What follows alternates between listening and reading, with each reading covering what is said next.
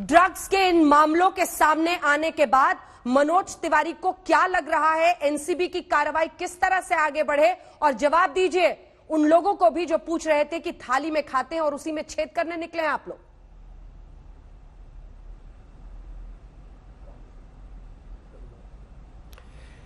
अंजना जी, इस समय बॉलीवुड के एक हिस्से में जो ड्रग्स की ये सनसनी, जो तूफान उनके ड्रग्स प्रयोग करने का उठा है, वो हम जैसे न जाने कितने बॉलीवुड से जुड़े या फिर बॉलीवुड को पसंद कर रहे लोगों में बहुत बहुत बड़ा बेचैनी पैदा कर दिया है। हम बेचैन इसलिए हैं कि गलती कुछ लोग कर रहे हैं और सजा पूरे बॉलीवुड को मिलने लगी है, क्योंकि नाम बदनाम होगा तो पूरा बॉलीवुड बदनाम होगा। जिस प्रकार से ड्रग्स की यूज की बड़े बड़े स्टारों में जो ये चैट आ गए, अब तो प्रूफ क्या होगा कैसे होगा वो तो बात की बात है, लेकिन चैट का सीधे पाया जाना और ऐसे बड़े बड़े स्टार्स का ड्रग्स में लिप्त होना, हाँ। सबसे बड़ा खतरा इस देश के युवाओं को, इस देश के उन सभी होनहार लोगों को जो इनको रोल मॉडल समझते थे। मनोज जी इस पर चर्चा करेंगे। मुझे बताइए, जब आपको बीती शाम सबसे पहले, मनोज जी, बीती शाम जब सबसे पहले आप तक खबर पहुंची कि दीपिका पादुकोण का चैट सामने आया है ड्रग्स को लेकर, पहली बात दिमाग में क्या आई? शॉक वैल्यू था या उस ओपन सीक्रेट को आप भी जानते हैं जो बॉलीवुड में सब कहते हैं? देखिए, मैं शॉक्ड था, मैं बहुत शॉक्ड था, मैं बिल्कुल अचंभित हुआ, क्योंकि जब ड्रग्स की बातें चलनी शुरू हुई, कुछ नए नए नाम आए थे जो इसमें लिप्त थे और फिर ड्रग पेडलर से उनकी साठ गांठ का समझ में आया, उसमें दीपिका पादुकोण का नाम आना निश्चित रूप से हम सभी को अचंभित कर गया, क्योंकि हम भी 15 साल से उस इंडस्ट्री में हैं। हमने कभी नहीं इस तरह की पार्टियों का हमें कुछ पता ही नहीं चला। हम अगर ज्यादा से ज्यादा पार्टी देखे तो फिल्म सक्सेस की पार्टी देखे, फिल्म शुरू होने की पार्टी देखे, लेकिन ये जो नई हाउस पार्टीज का जो चलन हमको दिखा है, ये बॉलीवुड के हर हिस्से में नहीं है। बॉलीवुड का बहुत बड़ा हिस्सा है जो कि एक टाइम से अपना काम करने के बाद बहुत ज्यादा करता है तो थोड़ी स्क्रिप्ट सुनता है और उसके बाद अपनी नींद पूरी करता है, दोबारा काम के लिए पूजा के साथ उठता है, कैमरे की पूजा करता है, स्क्रिप्ट की पूजा करता है, अपने भविष्य के लिए हमेशा गणपति बप्पा गणेश जी को आरती करके हम लोग फिल्म की शूटिंग करते हुए देखे हमने। बिल्कुल, और यही तो वो सवाल है ना जो मैं अक्षरा जी से भी पूछूंगी, लेकिन उससे पहले नवनीत राणा जी हमारे साथ जुड़ी हुई है, सांसद है अमरावती से।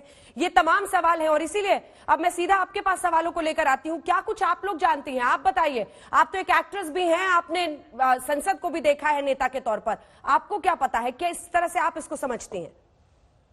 नवनीत राणा जी, मेरा पहला सवाल आपसे यही, ड्रग्स के इस पूरे मामले की आंच अब पहुंच रही है सीधे दीपिका पादुकोण तक, एक एक्ट्रेस के तौर पर, एक लोकसभा सांसद के तौर पर, क्या कहेंगी आप? क्या इस पूरी खबर ने आपको भी झकझोरा है या आप भी उस ओपन सीक्रेट को जानती थी जो बॉलीवुड में बहुत मशहूर है कि इस तरह की ड्रग वाली हाउस पार्टीज तो होती रहती है? नवनीत राणा।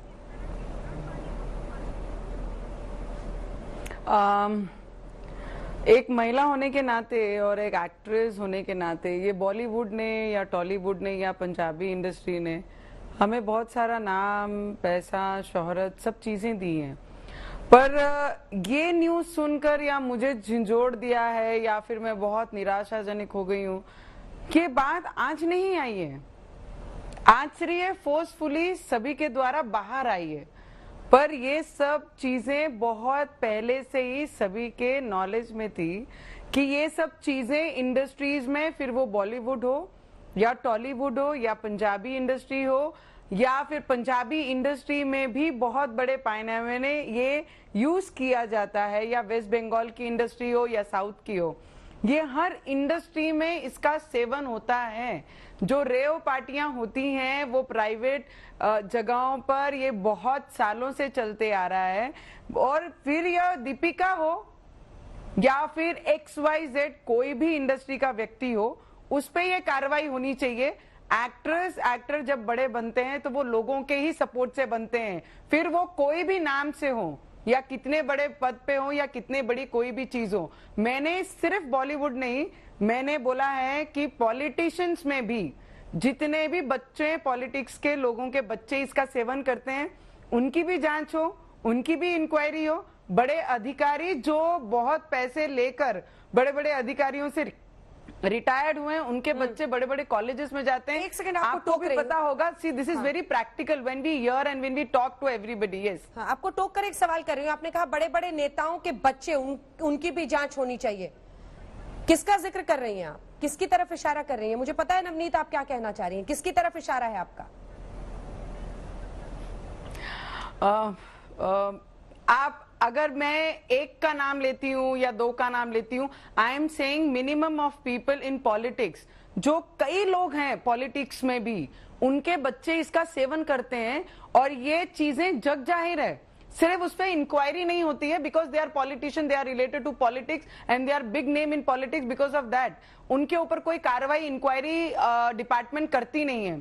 तो मेरी पहले से मांग है कि सिर्फ ये नहीं, और बड़े बिजनेसमैन, ऐसे बहुत बड़े नाम हैं जो बिजनेसमैन के बच्चे भी ये चीजों को एडिक्ट हैं और वो खुद पार्टियां देते हैं जिसमें बॉलीवुड एक्ट्रेसेस जाती हैं, जिसमें बहुत बड़े अधिकारियों के बच्चे जाते हैं। दिल have get together into that and 8-9 जनों की पार्टियां टोली रहती हैं जिसमें ये सब चीजें होती हैं।